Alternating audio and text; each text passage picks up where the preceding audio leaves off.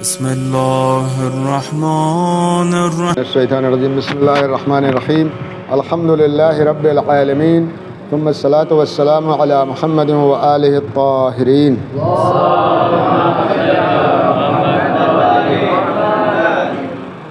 حالات کیسے بھی ہوں، اچھے ہوں برے ہوں،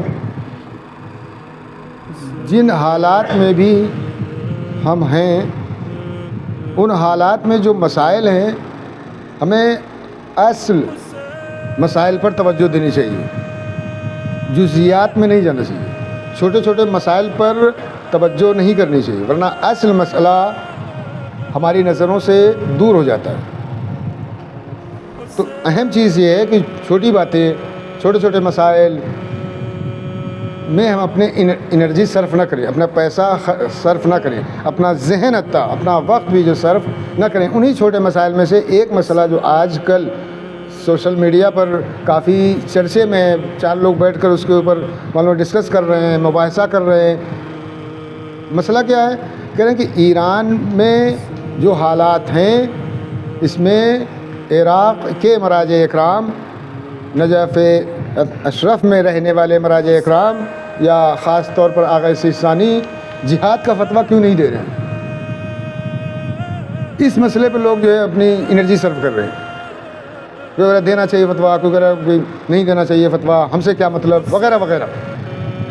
حقیقت یہ ہے کہ یہ مسئلہ ہمارا آپ کا مسئلہ نہیں ہے۔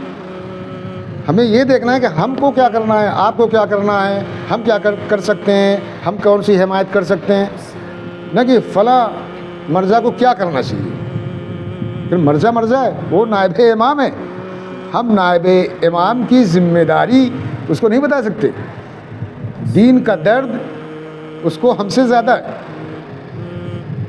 دین کی وفاداری اس کے اندر ہم سے زیادہ ہے، دین کا علم اس کے پاس ہم سے زیادہ ہے۔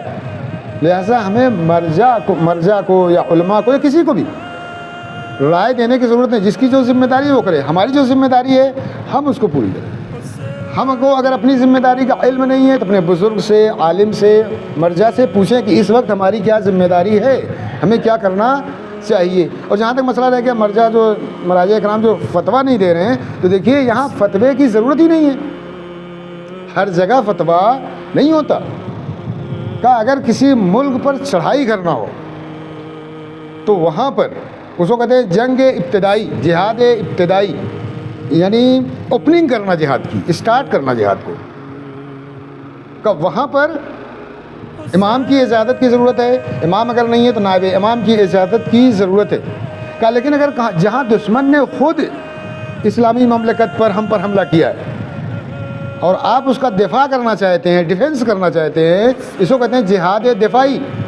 دفاعی جہاد میں کسی امام کی بھی اجازت کی ضرورت نہیں ہے، کسی مرجع کی بھی اجازت کی ضرورت نہیں، یعنی نہ امام کی اجازت کی ضرورت ہے نہ نائب امام کی اجازت کی ضرورت ہے۔ البتہ یہ جو میں کہہ رہا ہوں اجازت کی ضرورت نہیں ہے، کیوں؟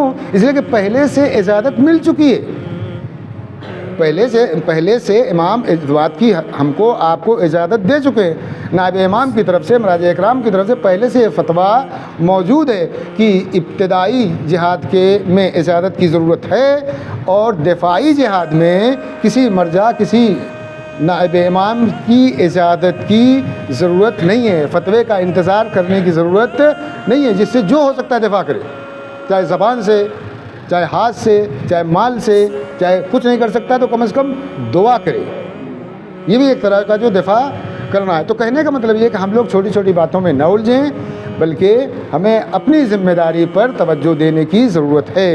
بقیہ مولانا کیا کرنا چاہیے، امام جماعت کو کیا کرنا چاہیے، پردھان منتری کو کیا کرنا چاہیے، مکھ منتری کو کیا کرنا چاہیے، کہ ہم اپنی ذمہ داری دیکھیں، یہ ہمارے لیے جو ہے زیادہ اہم ہے۔ اور جہاں تک رہا مسئلہ جو فتویٰ نہ دینے کا، فتویٰ نہ دینے کی وجہ یہ ہے کہ اس میں فتوے کی ضرورت نہیں ہے، پہلے سے فتویٰ موجود ہے۔ اگر آپ کوئی یہ کہے کہ پھر ایران کے بعض مرجع نے جو ہے فتویٰ کیوں دیا ہے، کہ وہ جو انہوں نے فتویٰ دیا جہاد کا وہ تاکید کے لیے فتویٰ دیا ہے، تاکہ اور تاکید ہو جائے، نہ کہ اگر وہ فتویٰ نہ دیتے تو کوئی دفاع کے لیے، کوئی ڈیفنس کے لیے کھڑا نہ ہوتا، نہیں، انہوں نے تاکید کے لیے فتویٰ دیا ہے۔ والسلام علیکم ورحمۃ اللہ وبرکاتہ۔